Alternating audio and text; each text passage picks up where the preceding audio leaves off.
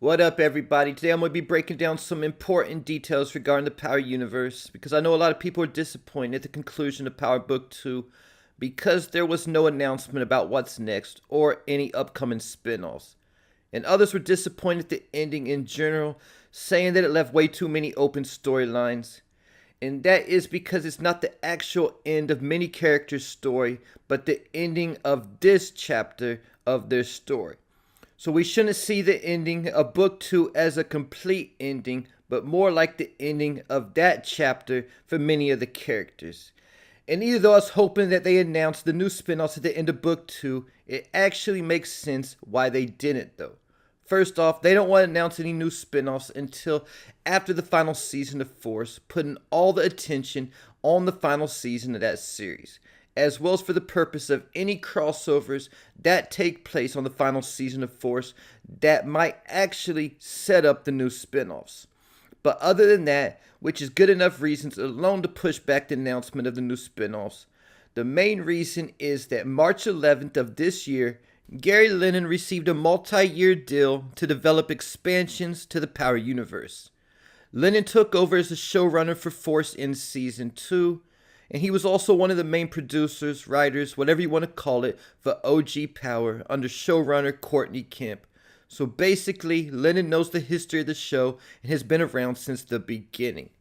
Then, only 3 days later, on March 14th, it was announced that Season 4 would be the final season of Power Book 2, letting us know that they had the development of the new spin-offs in place before they officially announced that Season 4 was the final season of Book 2.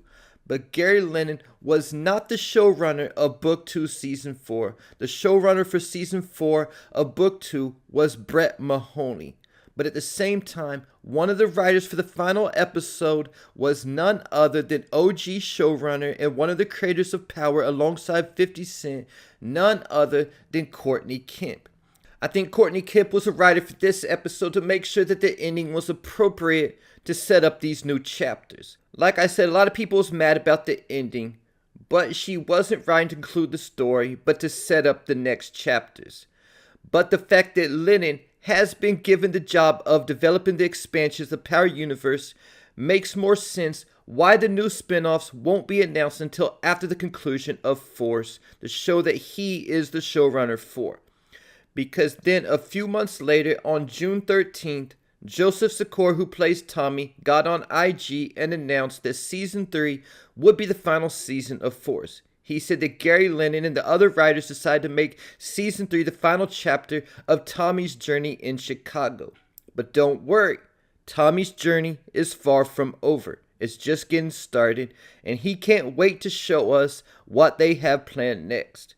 So from the sound of that video, the plan is for Tommy to survive and go to live in another city at the end of Book 4 Force. But by saying he can't wait to show us what they have planned next, lets us know that Lennon has been busy in that 3 months planning the expansion. But prior to Power Book Force filming the final season, or even the announcement that Season 4 would be the last of Book 2, in 2023 there was something going on that is also playing a key factor in why there's the long break between the end of Book 2 and when Raising Kanan Season 4 is set to air. And that's because there was the writers and actors strike taking place. The writers strike took place from May 2nd, 2023 to September 27th, 2023. And while that was going on, there was also the actors strike that took place from July 14th to November 9th, 2023. So that was over 6 months that there was no kind of production being done for any of the Power books or any other series for that matter. Keeping in mind that Power Book 2 concluded filming on the same day that the strike happened. This might be part of the reason why people felt like the last couple episodes felt rushed, and that's because they might have been trying to get everything done before the strike started. Also letting us know they were done filming all the way back in 2023, and these announcements weren't even made until 2024. Another part of the reason why the new chapters won't be unveiled until after the conclusion of Force. But I do wonder if the scene from the credits was filmed later on down the line as a teaser for the next chapter. Because like I talked about in another video, The song playing for the final scene and the credits was a song called Look Ahead by Future. Make sure to go on my page and check that video out if you haven't yet. But the title of that song was a dead giveaway that the final scene in the credit scene was a look ahead to the next chapter, with Tariq being the boss and one of the biggest dealers in the city. And the phone call is probably setting up the new storyline. So right now, there is one spinoff confirmed, Origins, and that's not no big surprise because we all knew that Ghost and Tommy was eventually going to be introduced to the Raising Kanan storyline anyway, and Origins will be the sequel to Raising Kanan. But I'm also expecting 3 new spin-offs that will be on the current timeline to be announced at the end of Power Book 4 Force.